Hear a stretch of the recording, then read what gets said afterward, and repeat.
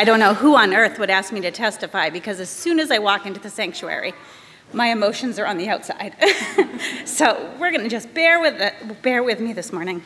And I'm not going to cry, because I promised Emily that I would get through this. I grew up in the First Church, spent all of my youth in these pews and amongst the best people. From middle school dances to high school sleepovers in the Houghton room, so we could get up extra early to serve Easter sunrise breakfast, teaching Sunday school to many of the now grown children of current members, all the way to my wedding day. My life has been surrounded by love from the First Church. Vern Gaw, Joanne Cummings, and Ken and Kathy Cranson helped to raise many sterling youth in this church. We learned what was right and wrong, how to make a difference, and how to be the best person that we could be.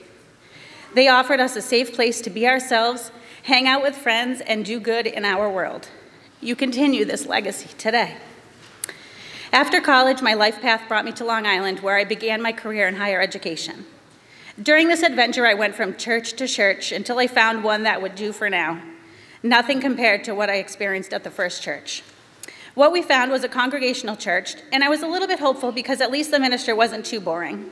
But I had super high expectations for the commitment and involvement of the congregation, and it wasn't there. I never found something where community events, work for the greater good, and coffee hour, which I'm still terrified of, came to church. They just came to church each Sunday and left an hour later. This became fine with me because we were busy with two little girls. They were both able to be baptized at that church, so that church will always hold a special place in my heart. With two little girls and 4 hours between my family and I, it was time to head back to Sterling. We needed our family, and most definitely my mom. Every couple of weeks, I would pick up my grandmother, and we would come to church at the First Church. It always felt right to be amongst our First Church people. Time passed, no commitment was made to any other church. Another baby made 3, and our lives were in full tilt. Soccer, school, working full-time, family, friends, and then life happened.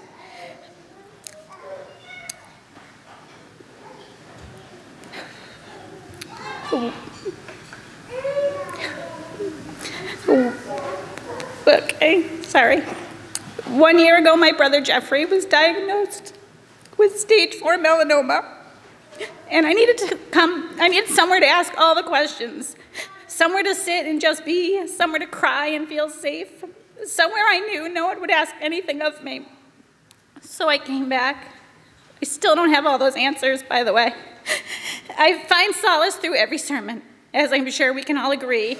Robin speaks to each of us at just the right time about just the right topic week after week.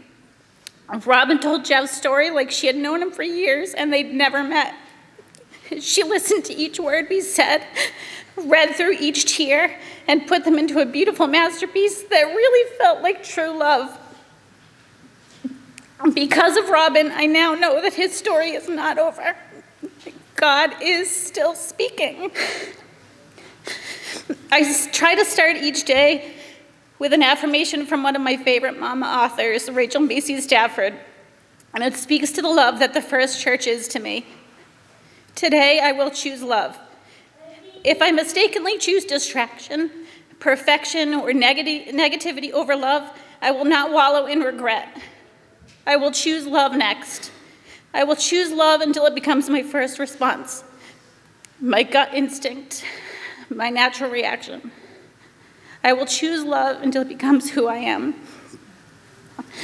Let love start this day. Let love end this day. Let love transform the minutes in between. So love is why I came back. Love is why I stay. And peace of mind, heart, and soul feels like a good place for me to work towards. With the help of new friends, and of this loving and overwhelmingly supportive and welcoming congregation, I feel confident every day that I can do hard things. So thank you. Don't clap, are you